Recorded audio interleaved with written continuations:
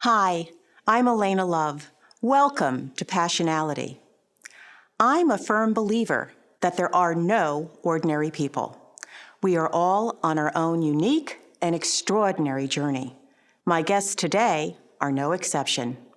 First, meet an inspirational woman who, despite many setbacks in her life, has refused to let them weigh her down. Plus, a clinical psychologist joins us to discuss ways in which we can all learn to build resilience. And hear the remarkable story of two empty nest moms who decided to reinvent themselves and did something that neither had done before.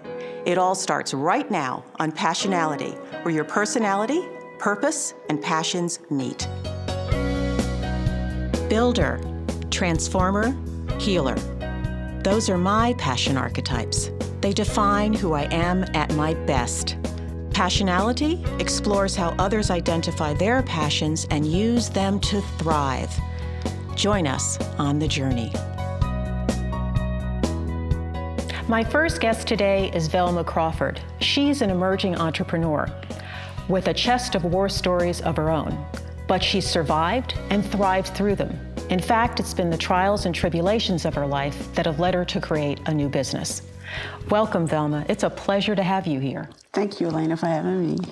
Velma, I want to take you back to the early moments of your life, the pivotal moments in your childhood, because as I listened to your story and as I looked at your passions, because you too took the passion profile like all of our guests on this show do, yes, I began to see some patterns that have weaved their way through your life. So start back when you were a young child. What do you remember most about that time in your life? The thing I remember most is being a little girl with a lot of sickness. And during that time, what stands out or what supports me most is that my grandmother was there to nurse me back to health. Ah, okay. Yeah. So you had a grandma by your side. She was the nurturer in the family. She was definitely the nurturer, yeah. And did those illnesses lead to more illnesses in your later life? I found out later in my life that they were just the signs of greater illnesses that I had to or have been enduring since I've been an adult. Mm-hmm. So it's been a pattern that's kind of you've carried with you your whole lifetime. Yeah, I've carried them with me, and sometimes I set them to the side. I like that. Because they become too heavy to carry. They come too heavy to carry. Set them to the side is a good thing. Yeah. So let's fast forward a little bit. So you're with your grandmother early on in your life. She's a major nurturer for you, and your relationship with her is very special and very important to you, I'm sure. Fast forward to when you became more of an adult, and I think I remember you telling me you joined the military. Yeah, I joined the military at a very young age, about 21. Mm-hmm. And my adult life really took off at that time. Okay. Yeah.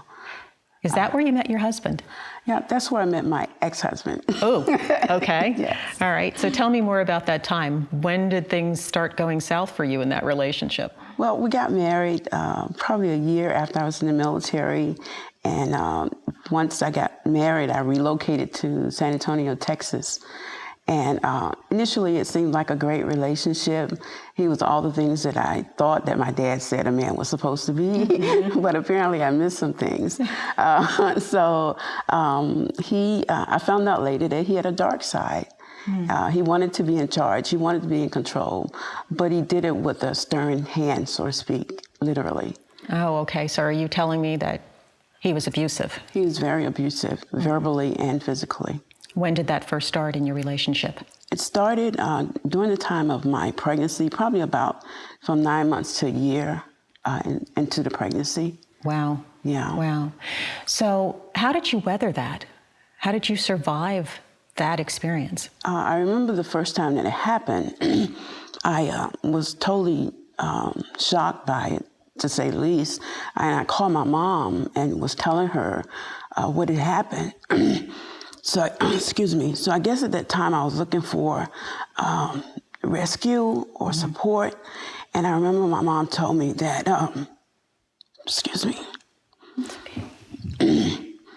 that since I made my bed, I'm sorry. It's okay.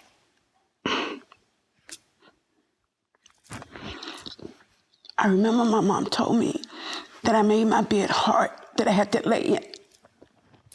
So that had to be really, really tough. It was really tough. Really tough. Because everybody thinks you can always go home, right? Yeah, but you can't. You can't. So in the midst of it, I had to find a way to survive during the time that I was there. And it turned my emotions totally around from where I thought I loved someone to I found out that I was loving someone that really didn't love themselves. And I found that to be impossible, no matter what I did. And I'm going to wager a guess, because I know that one of your passion archetypes is that of a teacher. Yes. And one thing about teachers is they keep trying to help other people learn, and they keep trying to parse out the lessons, and they keep hoping the student will eventually get it. So I'm going to guess that you spent a lot of time doing that same thing with your husband. Oh, yeah. It took a long time to realize that that I was trying to love someone that not only didn't love himself, but really didn't love me, because he didn't know what love was. So I was trying to do the impossible. So one day you found the courage to make a different choice. Yeah, Okay. I did. So let's fast forward even beyond that time period. You're out of that marriage. Okay. You're doing a better job maybe of taking care of Velma. Yeah.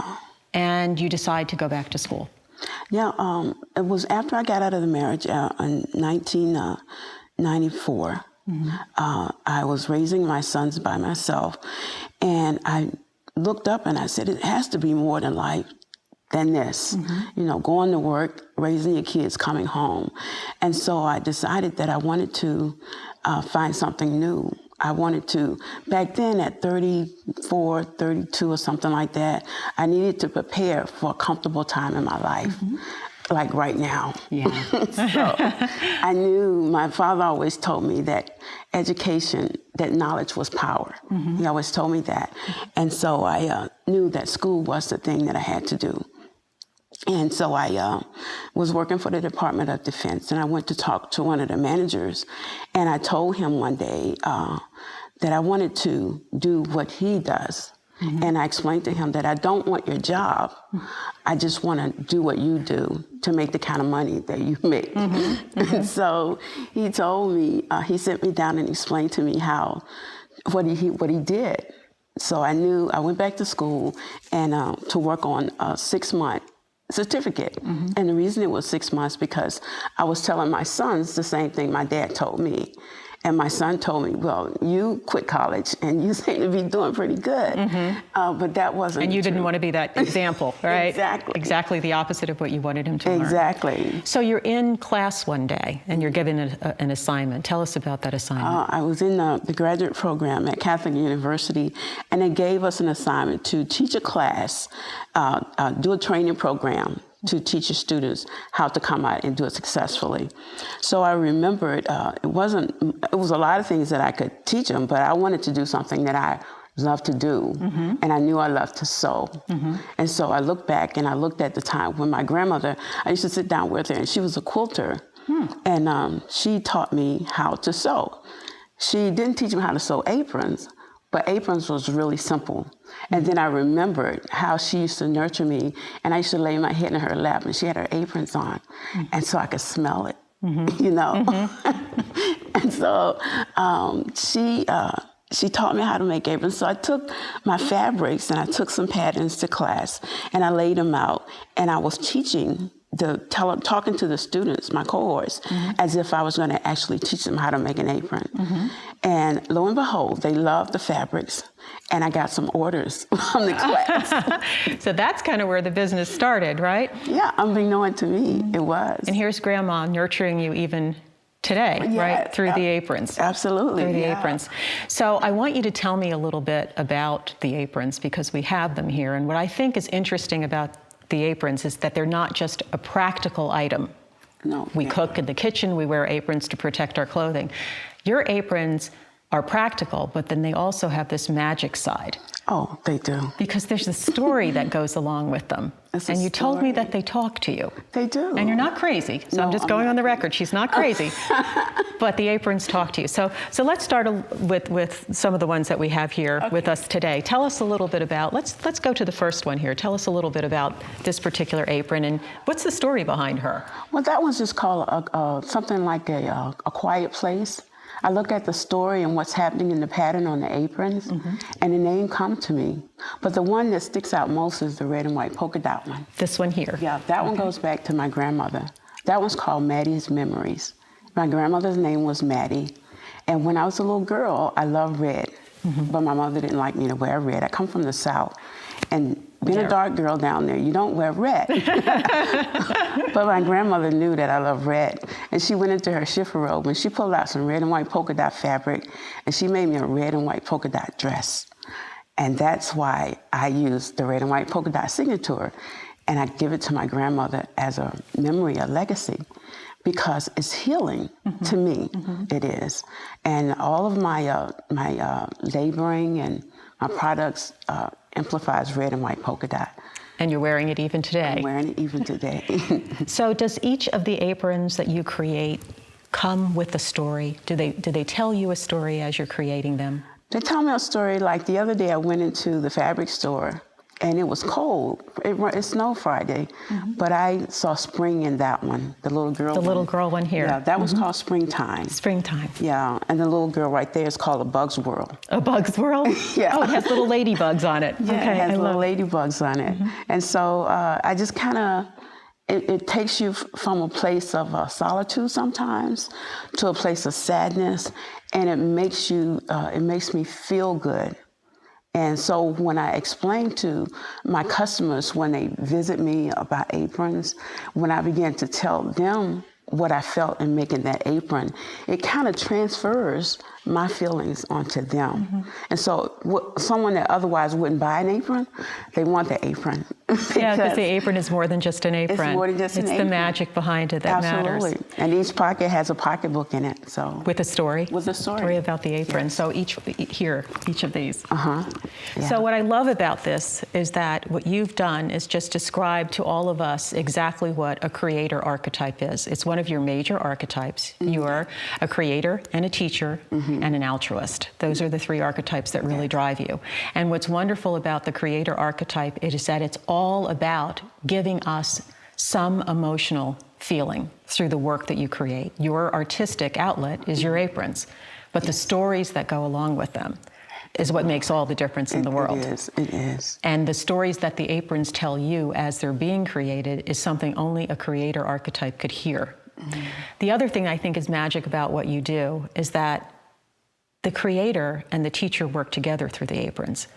They help others learn. They help others hear a story that's meaningful to them, that is life-changing for them. And the altruist in you wants to reach out to many through the work that you're doing. So I'm so proud of what you've accomplished. And it's so nice to see Grandma Maddie coming back again in the polka dot apron. Thanks so much for joining us today. Thanks for sharing your story. And I'm so proud of how you've weathered all of this, the resilience that you've shown through all of this. We're going to take a break, but I'd love for you to hang around with us for a little bit if you're willing to do that. Great, thank you. Thank you. Joining us after the break is Dr. Shireen Garriman. We call her Dr. G. She's a clinical psychologist that specializes in positive psychology and health, and she'll be here to talk to us about resilience and how to build more of it. Stay with us.